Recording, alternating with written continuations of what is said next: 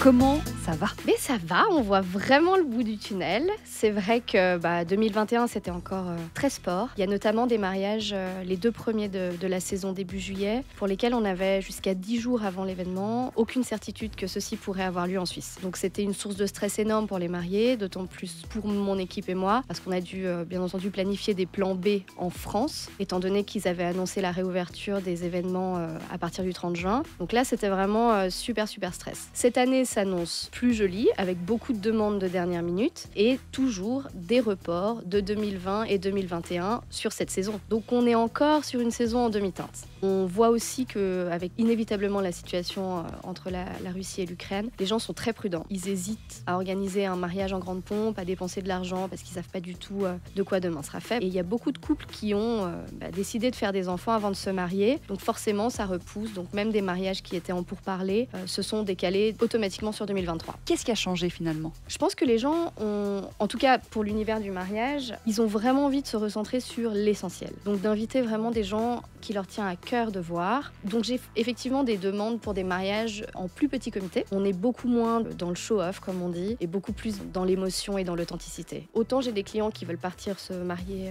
à l'étranger, mais avec une enveloppe quand même restreinte parce que comme je vous disais, la plupart ont décidé de faire des enfants avant de se marier. Donc forcément les priorités changent, le budget aussi. Donc oui, je dois aussi, on va dire, réadapter avec des enveloppes budgétaires quand même moins importantes que les années précédentes, c'est vrai. Est-ce qu'il y a un moment donné, vous avez pensé à tout laisser tomber? Complètement.